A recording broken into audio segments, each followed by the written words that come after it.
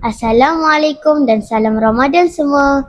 Anda sedang mendengarkan podcast TV PSS Putra Bestari sempena Ihya Ramadan 2026. Hari ini kita nak fahamkan satu perkara penting, kenapa bulan Ramadan dipanggil bulan Al-Quran. Bersama saya Ustazah Mawadah binti Naim selaku Ketua Panitia Pendidikan Islam SK Bandar Hilir. Assalamualaikum Ustazah. Waalaikumsalam Is. Ustazah, kenapa bulan Ramadan dipanggil bulan Al-Quran? Terima kasih kepada Is. Baik, bulan Ramadan dikenali sebagai bulan Al-Quran kerana pada bulan Ramadan turunnya wahyu yang pertama kepada Nabi Muhammad SAW. Is tahu kan bila Nabi Muhammad mendapat wahyu yang pertama? 17 Ramadan kan Ustazah? Betul, 17 Ramadan. Jadi menunjukkan mestilah ada kaitan antara bulan Ramadan dan juga Al-Quran. Jadi Al-Quran ni bukan dia hanya sebagai buku, bukan sekadar kitab sahaja. Dia menjadi panduan kepada kita semua umat Islam. Baik, kemudian sebab itulah dalam bulan Ramadan kita ini semua digalakkan untuk membaca Al-Quran. Kerana dalam bulan Ramadan kita ini boleh fokus, boleh menambah amalan-amalan kita. Membaca Al-Quran juga dalam bulan Ramadan pahalanya lagi besar, lagi berganda. Jadi Ustazah, bulan Ramadan ni untuk kita reset diri kita lah kan?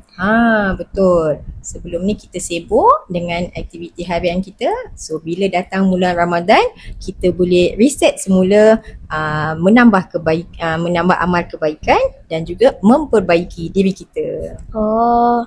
Untuk pengetahuan para pendengar, pada 11 Mac 2026, SK Bandar Hilir akan menyertai program Quran Hour yang akan dijalankan serentak seluruh Malaysia.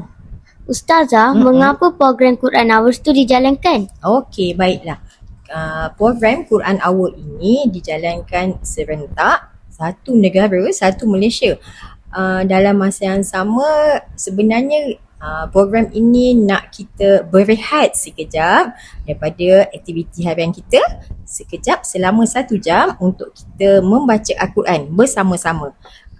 Apabila kita membaca Al-Quran sama-sama dalam masa yang sama, menunjukkan Al-Quran ni boleh menyatukan semua umat Islam. Macam tu ya Ustazah. Selain itu, ada tak sekolah kita lakukan aktiviti yang berkaitan dengan Al-Quran? Mestilah ada Is. Dalam bulan Ramadan ni kita ada tadarus Al-Quran, kita ada tazkirah Ramadan, kemudian kita juga ada kelas mengaji Al-Quran setiap hari dan juga aktiviti kuis yang berkaitan dengan Al-Quran. Ustazah, bagaimana kita boleh melakukan membaca Al-Quran selain dalam bulan Ramadan?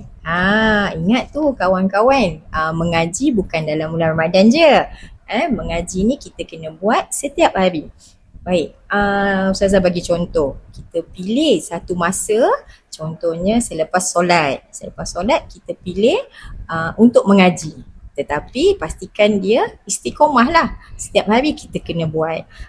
Kemudian dari ayat yang kita baca tu cuba kita faham dan amalkan. Contohnya ayat tu berkaitan dengan bersabar, suruh kita bersabar. Jadinya apabila kita berada dalam keadaan tertentu, jadi kita ingat semula pesanan Allah dalam Quran suruh kita bersabar. InsyaAllah saya akan lakukannya hari-hari di rumah. Okey, bagus tu Is. Baiklah kawan-kawan, nampaknya kita sudah ada di penghujung podcast hari ini. Terima kasih diucapkan kepada Ustazah Mawadah sebab sudi hadir ke podcast TV PSS Putra Bestari hari ini. Okey, sama-sama. Semoga bulan Ramadan tahun ini menjadi lebih baik daripada bulan Ramadan tahun lepas. Salam Ramadan Al-Mubarak untuk semua pendengar. Daripada saya, Izzafran Shah bin Izzamuddin Shah dari TV PSS Putra Bestari. Assalamualaikum.